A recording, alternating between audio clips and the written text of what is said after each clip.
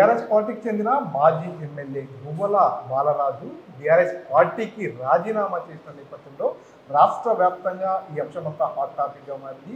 గువ్వల బాలరాజుతో పాటు అదే తరహాలో మరికొంతమంది ఉమ్మడి మహబూబ్నగర్ జిల్లాకు చెందినటువంటి మాజీ బీఆర్ఎస్ ఎమ్మెల్యేలంతా కూడా రాజీనామా చేయబోతున్నారు, బీజేపీ పార్టీలో చేరబోతున్నారు అనేటటువంటి వార్తలు ప్రచారంలో ఉన్నాయి.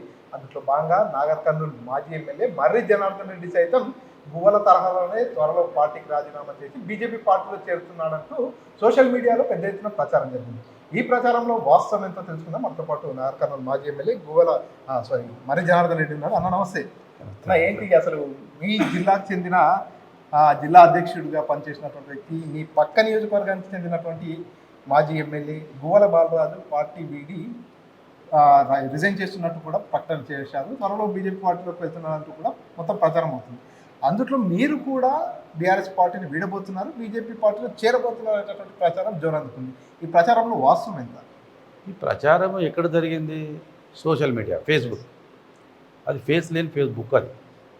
అది ఎవడెక్కడ ఉంటాడో ఈ కాంగ్రెస్ పార్టీకి సంబంధించినటువంటి కొంతమంది వాళ్ళు ఫేక్ అకౌంట్లు తీసుకొని వాళ్ళను నైతికంగా నియోజకవర్గంలో నైతికంగా ప్రజల మధ్యలో వాళ్ళని వీక్ చేయాలనే ఉద్దేశంతో కొన్ని ఫేక్ అకౌంట్స్ ఓపెన్ చేసుకొని ప్రచారం చేస్తున్నటువంటి కార్యక్రమం.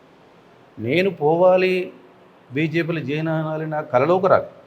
ఒకటి నేను చెప్తున్నా, కేసీఆర్ గారి కుటుంబంతో నాకు కుటుంబ సంబంధాలు, రాజకీయ సంబంధాలు, కుటుంబ సంబంధాలు. ఇట్లాంటి నన్ను కేసీఆర్ గారు నన్ను రాజకీయంగా ఒక ఎమ్మెల్యేగా ఎప్పుడు చూడలేదు, కుటుంబ సభ్యుడిగా ఇంటి పిల్లవాడిగా చూశాడు. నేను చివరి అడుగు స్టార్ట్ అయ్యి చివరి అడుగు వరకు నేను కేసీఆర్ గారితో బీఆర్ఎస్ పార్టీ కారుగుడితోటే నా రాజకీయ జీవితం కొనసాగుతుంది. నేను ఇప్పుడు చెప్తున్నా, రేపు చెప్తున్నా, ఎప్పుడు చెప్తున్నా, నాకు నిద్రలో ఊక అలాంటి ఆలోచన లేవు, పార్టీ మారే ఆలోచన లేదు. ఎందుకు మారాలి పార్టీ? దేని కొరకు మారాలి? మళ్ళీ 5 సంవత్సరాల తర్వాత పార్టీ అధికారంలోకి వచ్చేది బీఆర్ఎస్ పార్టీ. 5 సంవత్సరాలు నేను ప్రజల మధ్యలో ఉండాలనుకుంటున్నా. 5 సంవత్సరాలు నేను ఎమ్మెల్యే కాకుండా ప్రజల మధ్యలో ఉండాలనుకుంటున్నా. నాకు హాయిగా ఉంది ఇప్పుడు. నేను ఎందుకు పార్టీ మారుతా? ఇలా రేపు బీజేపీలోకి పోతే నాకు ఎమ్మెల్యే అవుతున్నా రేపు పొద్దుగాల, కాంగ్రెస్లోకి పోతే ఏమైనా మంత్రి అవుతున్నా పొద్దుగాల? కాదే. ఎందుకు మారాలి? ఇవన్నీ కొంతమంది ఇది ఫేక్ అకౌంట్ల ద్వారా సోషల్ మీడియాలో చేస్తున్నటువంటి ప్రచారం. అది మంచి పద్ధతి కాదు. అది కానీ నేను సోషల్ మీడియాలో మెయింటైన్ చేస్తున్నటువంటి కాంగ్రెస్ పార్టీకి కానీ ఇంకో పార్టీకి కానీ నేను చేసేది ఒకటి, అది మంచి పద్ధతి కాదు. రాజకీయాన్ని రాజకీయంగా ఎదుర్కోవాలి కాదు, కానీ అసత్యంతో వ్యక్తిగతంగా వాళ్ళ మీద పెట్టడం అనేది కరెక్ట్ పద్ధతి కాదని నేను చెప్పడం జరుగుతుంది. అందులో గువ్వల బాలరాజు గారు ఎందుకు పార్టీ పెడుతున్నారో వారికే తెలియదు, నాకు తెలియదు. కానీ పార్టీ ఆదేశం మేరకు నేను పోయి వారిని బుజ్జగించే ప్రయత్నంలో వారికి కలవడం జరిగింది. వారు ఆల్రెడీ నేను నిర్ణయం తీసుకున్నాను, ఉండట్లేదు, నాకు అవమానాలు జరిగినాయి అని చెప్పడం జరుగుతుంది. పార్టీ 10-12 సంవత్సరాల పార్టీలో ఉండి, విప్పుగా ఉండి, ఎమ్మెల్యేగా ఉండి ఇలా పార్టీ నాకు అవమానాలు జరిగినామంటే ఇది రాజకీయంగా అతను నిర్ణయం తీసుకొని వేరే పార్టీలో పోవాలనుకున్నప్పుడు ప్రతి ఒక్క వ్యక్తి చెప్పే మాటలేవి. దాన్ని ఆ మాటల కొద్దిగా మనం పెద్దగా పట్టించుకోవాల్సిన అవసరం లేదుగా నేను భావిస్తున్నాను. అంటే ఎప్పుడు కలిసారు గువ్వల బాలరాజు గారు? నేను మధ్యాహ్నం 2 గంటలకు కలిసిన, నాతో గంట సేపు మాట్లాడారు, అన్ని విషయాలు చెప్పిన. రాజకీయంగా మీరు ఉనికి కోల్పోతున్నారు బాలరాజు గారు, నా మాట వినండి. మీరు బీజేపీలోకి పోతారా, ఇంకో పార్టీలోకి పోతారా, ఈ టైంలో నువ్వు పార్టీ మారడం కరెక్ట్ కాదు. ఇప్పుడు కార్యకర్తలు లోకల్ బాడీ ఎన్నికలు ఉన్నాయి, కార్యకర్తలకు మీరు అండగా ఉండి లోకల్ బాడీ ఎన్నికల్లో గెలిపించుకోవాలి. ఇలా నీ గెలుపు కొరకు చాలామంది కార్యకర్తలు నమ్ముకొని పనిచేసారు. ఇప్పుడు లోకల్ బాడీ ఎన్నికలు వస్తున్నామంటే తప్పించుకొని వెళ్ళిపోవడం పద్ధతి కాదని చెప్పిన, కానీ వారు కన్విన్స్ కాలేదు. నేను లేదని నేను నిర్ణయం తీసుకున్నాను చెప్పారు. వారి నిర్ణయానికి మనం బాధ్యత చెప్పడం చెప్పిన తర్వాత ఒక పార్టీ నన్ను పంపించిన జరిగిన విషయాలు, బాలరాజు గారు చెప్పిన విషయాలని నేను కేటీఆర్ గారు చెప్పడం జరిగింది. సరిగా వారి ఇష్టం, మనం కేటీఆర్ గారికి స్వయంగా ఫోన్లో మాట్లాడాడు, కానీ వారు రాజీనామా చేసి వెళ్ళిపోయారు. కాబట్టి అది ముగిసిన అధ్యాయంగా నేను భావిస్తాను. అంటే ఎందుకు ఆర్ఎస్ ప్రవీణ్ కుమార్ వచ్చిన తర్వాత ఈయన కొంత ప్రియారిటీ తగ్గిందంటూ కూడా కొంత వారి అనుచరుల్లో చర్చ జరిగింది. అటువంటి అంశం ఏమైనా మీతో? ఒకటే నేను చెప్పగలను, ఆర్ఎస్ ప్రవీణ్ కుమార్ వచ్చినా, మరి జనార్దన్ రెడ్డి వచ్చినా, ఇంకొకరు వచ్చినా, ఇంకొకరు పోయినా, ఇది పార్టీ నిర్ణయాలు, అధిష్టానం తీసుకున్న నిర్ణయాలను కట్టుబడి ఉండడానికే మనం కండో కప్పుకున్నాం. సరే, వారికి ఎమ్మెల్యే సీటు వచ్చింది, వారు ఓడిపోయారు. ఇక్కడ ఎంపీ గెలవాలని చెప్పి ఆర్ఎస్ ప్రవీణ్ కుమార్ తీసుకొచ్చారు. వారు ఆశించిన మాట వాస్తవం ఉండొచ్చు, వారి అధిష్టానం ఇవ్వకపోయి ఉండొచ్చు. అయిపోయింది, ఆల్రెడీ 2 సంవత్సరాలు అయింది ఎన్నికలు అయిపోయి. ఇప్పుడు దాని గురించి ఎందుకు మాట్లాడు? ఆ రోజే అడిగితే, ఆ రోజే నేను పార్టీ ఎంపీ టికెట్ అడుగుతున్నానని చెప్పి ఆ రోజు వెళ్ళిపోతే అదొక లెక్క ఉంటుంది ప్రజల్లో ఒక అవును పార్టీ టికెట్ అడిగిన ఇప్పుడు అయిపోయిన 2 సంవత్సరాల తర్వాత ఇలా ఎంపీ గురించి ప్రవీణ్ కుమార్ గురించి మాట్లాడితే మంచి పద్ధతి కాదు. ఎగ్జాక్ట్గా ఇప్పుడు అంతా కూడా అదే చర్చ జరుగుతుంది. అనూహ్యంగా ఇప్పుడు ఎలాంటి రాజకీయాలు లేవు, ఎలాంటి ఎంపీ ఎన్నికలు లేవు, ఎలాంటి టికెట్ ఆశించినటువంటి పరిస్థితి కూడా లేదు. ఈ సమయంలో గువ్వల బాలరాజు ఎందుకు ఇటువంటి నిర్ణయం తీసుకున్నాడు అనేది బీజేపీ పార్టీ వర్గాల్లో చర్చ కొనసాగుతుంది. నేను గువ్వల బాలరాజు కుటుంబ శ్రేయోభిలాషగా మాట్లాడదాం. గువ్వల బాలరాజు గారు రాజకీయంగా నిర్ణయం తప్పిదంగా నేను భావిస్తాను. తీసుకున్న నిర్ణయం నేను కాదు, ఆయన శ్రేయోభిలాషులైనా కానీ ఆయనకు తెలిసిన వర్దిగా అందరూ ప్రతి ఒక్కరు ఇలా క్యాడరుగా మీరు తీసుకున్న నిర్ణయం తప్పని క్యాడరే వ్యతిరేకిస్తుంది. మరి ఆయన తీసుకున్న నిర్ణయం అలాంటిది ఎందుకొరకు తీసుకున్నారో వారికే తెలియాలి, మాకే తెలియదు. సో గువ్వల బాలరాజు తన అనుచరుతో మాట్లాడినటువంటి ఒక కాల్ రికార్డింగ్ అంతా కూడా సోషల్ మీడియాలో వైరల్ అవుతుంది. ఏదైతే కల్వకుంట్ల కవిత చేసినటువంటి అలిగేషన్ ఏదైతే ఉందో బీజేపీ పార్టీలో బీఆర్ఎస్ విలీనం కాబోతుందని గువ్వల బాలరాజు కూడా అదే లైన్ తీసుకున్నాడు. కార్యకర్తలతో అదే లైన్లో బీజేపీ పార్టీలో బీఆర్ఎస్ విలీనం అయ్యే అవకాశాలు ఉన్నాయి. ఇది గువ్వల బాలరాజు పార్టీ కాదు, నా పార్టీ కాదు, కేసీఆర్ గారి పార్టీ. గువ్వల బాలరాజు బీజేపీలో విలీనం అయిందని చెప్తే విలీనం అయిపోతుందా? అది కేసీఆర్ గారు చెప్పాలి. ఎందుకు చెప్తాను ఇంత గట్టిగా అంటే తెలంగాణ రాష్ట్రం ఇస్తే మేము సోనియా గాంధీ గారికి చెప్పి మేము అప్పుడు కలుపుతాం, అప్పుడే కలపలేదు. ఇప్పుడు ఎందుకు బీజేపీలో కలుపుతాం? ఏం అవసరం ఉంది మాకు? ఏమంత అవసరం ఉంది? పార్టీని కలపాల్సిన అవసరం ఉంది. 60 లక్షల మంది సభ్యత్వం కలిగినటువంటి పార్టీ, 32 జిల్లాల్లో 33 జిల్లాల్లో పార్టీ ఆఫీసులు కలిగినటువంటి పార్టీ, ఇలా రాష్ట్రంలో దేశంలో మంచి క్యాడర్ ఉన్నటువంటి పార్టీ, నాయకత్వ లక్షణాలు కలిగినటువంటి పార్టీ, ఎంతోమంది జడ్పీ చైర్మన్లు, జడ్పీ టీచర్లు, సర్పంచులు, సింగిల్ విండో డైరెక్టర్లు, మాజీ ఎమ్మెల్యేలు, మాజీ మంత్రులు, 30-40 సంవత్సరాలు కలిగిన రాజకీయ అనుభవం కలిగిన నాయకులను పెట్టుకొని ఒక పార్టీలో కలపాల్సిన అవసరం కేసీఆర్ గారికి ఏముంది చెప్పండి? ఇది ఊహాగణాలు మాత్రమే, ఇది ఊహాగణాలు మాత్రమే. ఏ పార్టీలో టీఆర్ఎస్ పార్టీ బీఆర్ఎస్ పార్టీ కలవదు. డైరెక్ట్గా సింగిల్గా కొట్లాడతాం, సింగిల్గానే మళ్ళీ అధికారంలోకి వచ్చేదానికి ప్రయత్నం చేస్తున్నాం. అంటే ఈ మధ్య కాలంలో అధికారం కోల్పోయిన తర్వాత వరుసగా కాళేశ్వరం కేసు కావచ్చు, రకరకాల కేసులన్నీ కూడా బీఆర్ఎస్ నాయకులపై అలిగేషన్స్, ఆరోపణలు, నోటీసులు ఇవన్నీ కూడా జరుగుతున్నటువంటి నేపథ్యంలోనే మాజీ ఎమ్మెల్యేలు గువ్వల బాలరాజు కావచ్చు, మిగతా వారంతా కూడా కొంత ఆందోళన చెంది పార్టీ మారుతున్నారు. సార్ ఇది ఉద్యమం నుంచి పుట్టినటువంటి పార్టీ.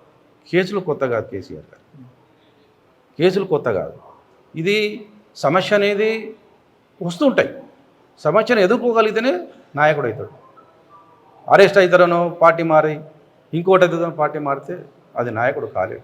రియల్గా నాయకుడు ఎదగాలంటే ప్రతిపక్షమే సరైన మార్గం. ఇప్పుడు బీఆర్ఎస్లో ఉన్నటువంటి కొంతమంది అరెస్ట్ చేస్తారంటే ఇలా జగన్మోహన్ రెడ్డి వారికి సంబంధించిన వాళ్ళు ఎంతమంది అరెస్ట్ చేస్తారు? మరి వాళ్ళందరూ పార్టీ మారుతారా? నువ్వు జైలుకు పో, పార్టీ కొరకు జైలుకు పో, ప్రజల కొరకు జైలుకు పో, నువ్వు రా, ప్రజల్లో నీవు నీ స్వచ్ఛతను నిజాయితీని ప్రూఫ్ చేసుకోవడానికి ప్రయత్నం. ఎవరు అరెస్ట్ చేస్తారని ఎవరు కేసులు పెడతారని పార్టీలు మారితే ఇంకా పార్టీలు ఎందుకండి? రోజుకో పార్టీ మారచ్చు. నాయకుడు ఎక్కడైతారండి? కరెక్ట్ కాదు.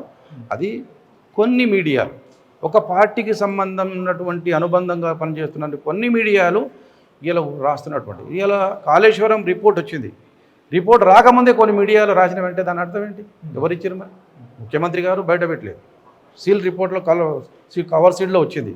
మరి సీల్ కవర్లో వచ్చినటువంటి రిపోర్ట్ ఎట్లా బయటకు వచ్చింది? మీడియాలో ఏ విధంగా బయటకు వచ్చింది? అంటే ఆ కొన్ని మీడియాలు అత్యుత్సాహంతో రాస్తున్నటువంటి కాదు. ముఖ్యమంత్రి గారికి కాళేశ్వరం ప్రాజెక్టు కట్టింది ఎవరా అంటే తెలంగాణ రాష్ట్రం తెచ్చింది ఎవరా అంటే కేసీఆర్. కాళేశ్వరం ప్రాజెక్టు రూపకల్పన చేసిందే కట్టించింది ఎవరా అంటే కేసీఆర్ గారి ప్రభుత్వంలో జరిగింది. కట్టించింది డిఈలు, ఎస్సీలు, సిఈలు, చీఫ్ ఇంజనీర్లు వాళ్ళు కడతారు. ఈయన ఇక్కడ కూర్చొని మేస్త్రి పని చేయలేదు కదా కేసీఆర్ గారు. ఆయన వాళ్ళు చూసుకుంటారు. వాళ్ళు ఎంతవరకు క్యాబినెట్లో డిసిషన్ తీసుకొని కాళేశ్వరం కట్టాలని నిర్ణయం తీసుకొని అన్ని రిపోర్ట్లు తీసుకొని కాళేశ్వరం కట్టారు. కాళేశ్వరం కట్టింది కర్త కర్మ క్రియ అన్నీ కేసీఆర్ అయితే మరి వీళ్ళందరి అధికారులు ఇక్కడ పోయారు. సో ఫైనల్గా ఏదైతే నిన్న మొన్న కొన్ని రోజుల క్రితము బీజేపీ రాష్ట్ర అధ్యక్షుడు అయిన తర్వాత రామచంద్రరావు గారు ఈ జిల్లాలో పర్యటించారు. రామచంద్రరావు గారి పర్యటన అనంతరమే అచ్చంపేట మాజీ ఎమ్మెల్యే గువ్వల బాలరాజు పార్టీలో చేరుతున్నాడు అనేటటువంటి విషయం. అదేవిధంగా మీ జిల్లాకు సంబంధించినటువంటి కొంతమంది మాజీ ఎమ్మెల్యేలు, మీ పేరు కావచ్చు, కల్వకుర్తికి సంబంధించినటువంటి మాజీ ఎమ్మెల్యే కావచ్చు, మీ అందరి పేర్లు ప్రస్తావనలోకి వచ్చా అంటే మీతో ఏమన్నా టచ్లోకి వచ్చారా బీజేపీ నాయకులు? మీతో కావచ్చు. నేను మీకు ఇప్పుడే చెప్పిన, నా చివరి అడుగు, నా చివరి శ్వాస ఉన్నంత వరకు నేను బీఆర్ఎస్ పార్టీ కేసీఆర్ గారి సైన్యమే. నాకు వేరే పార్టీలు అనేది నాకు దగ్గర ఎవరు రారు. నాకు అసలు ఫస్ట్ ఆఫ్ ఆల్ చేయరు. మరి జనార్దన్ అంటే కేసీఆర్ కుటుంబానికి సన్నిహిత సంబంధాలు ఉన్నామని చెప్పి నా దగ్గర రావడానికి కాదు, నా దగ్గర మాట్లాడడానికి వేరే పార్టీ వాళ్ళు నాకు ఫోన్కు చేయరు, నేను వాళ్ళకు ఫోన్ చేయను. అది జరగని పని. దాని గురించి నేను చెప్పాను కదా ఇప్పుడే. ఇంతకన్నా క్లారిటీకి ఎవరు ఇచ్చింది? ఇంతకన్నా క్లారిటీ నా చివరి శ్వాస వరకు చివరి అడుగు బీఆర్ఎస్తోనే కేసీఆర్ గారు కేటీఆర్ గారి నాయకత్వంలో నా అడుగు పడుతుంది తప్ప వేరే పార్టీలో నా అడుగు పడదు. నాకు అవసరం లేదు. నేను పూర్తి రాజకీయాలు చేయడానికి నేను ఇక్కడ రాలే. ఈ జిల్లాలో కొన్ని మంచి పనులు చేయాలి కందనూలు కానీ వచ్చిన ప్రజలు రెండు సార్లు అవకాశం ఇచ్చారు, మరి వద్దనుకున్నారు. మళ్ళీ నెక్స్ట్ టైం అవకాశం ఇస్తే గెలిపిస్తే మళ్ళీ చేస్తాను. అప్పుడు మళ్ళీ గెలిచిన తర్వాత ఏం చేయాలో నేను మళ్ళీ ఎప్పుడు ప్రజలకు చెప్తా, అప్పుడు ఆలోచిస్తా. కానీ నాకు పార్టీలు మారే ఆలోచన, పార్టీలు చేసే ఆలోచన, ఈ కొంతమంది ఫేక్ అకౌంట్లు సృష్టించుకొని కాంగ్రెస్ పార్టీని ప్రచారం చేస్తున్నటువంటి, కాంగ్రెస్ పార్టీ తరఫున ప్రచారం చేస్తున్నటువంటి దాన్ని మీ మీడియా మిత్రులు నమ్మి మమ్మల్ని సంజాయిషి అడగడం అది మీకు మంచిది కాదు, మాకు మంచిది. ఫైనల్గా చెప్పండి, గువ్వల బాలరాజు గారు ఇప్పుడు పార్టీకి రాజీనామా చేశారు, బీజేపీలో చేరబోతున్నారంటూ వార్తలు వస్తున్నాయి. చేరతారా, చేరాల పక్కకెళ్తే రాజీనామాను ఆమోదిస్తారా, లేకపోతే గువ్వలను మరోసారి సంప్రదించి పార్టీలను కొనసాగించేటట్టు చర్చలు ఏమైనా జరిపే అవకాశం ఉంది? గువ్వల బాలరాజు గారు నేను పార్టీలో ఉంటానంటే మళ్ళీ పోవడానికి ఒక మీరు సిద్ధం ఉన్నాం. నేను ఉండను అన్నప్పుడు ఎవరేం చేయరు కదా. నేను నిన్న వారు చెప్పిన విషయాలని అధిష్టానికి చెప్పిన తర్వాత వారు రాజీనామా చేసినట్టు, అంటే వారికి ఇష్టం లేదని రాజీనామా చేసినట్టే కదా. కొద్ది వెయిట్ చేయమని చెప్పిన ఆయన ఎంబడే ఆయన రిలీజ్ చేసినట్టు దాని అర్థం ఏంటి? వద్దు అనే కదా. అంటే పార్టీతో తెగదెబ్బలు చేసుకున్నాక ఇంకా పార్టీ ఎట్లా సంప్రదిస్తుంది? పార్టీలో ఉండడానికి ప్రయత్నం చేస్తే, కాంప్రమైజ్ చేయడానికి మేము ప్రయత్నం చేస్తాం. కానీ అతను ఉండొద్దని డిసైడ్ చేసుకుని మేమేం మాట్లాడేది. ఓకే, థ్యాంక్ యూ అన్న. సో ఇది పూర్తిగా నేను బీఆర్ఎస్ పార్టీని విడబోతున్నా, బీజేపీ పార్టీలో చేరబోతున్నట్టు వస్తున్నటువంటి వార్తలన్నీ కూడా పూర్తిగా అవాస్తవం. మర్రి జనార్దన్ రెడ్డి చెప్పుకొస్తున్నటువంటి సిచ్యువేషన్ కనిపిస్తుంది. తెలుగులో న్యూస్ కి ఫాస్టెస్ట్ యాప్ ఇప్పుడు టోటలీ న్యూ అవతార్లో జస్ట్ 5 seconds లో కంప్లీట్ న్యూస్, సోషల్ మీడియాలో ట్రెండ్స్ కి one stop solution, live TV app, voice search option తో ఇప్పుడే డౌన్లోడ్ చేయండి లేదా అప్డేట్ అయిపోండి. యాప్ లింక్ డిస్క్రిప్షన్ లో ఉంది.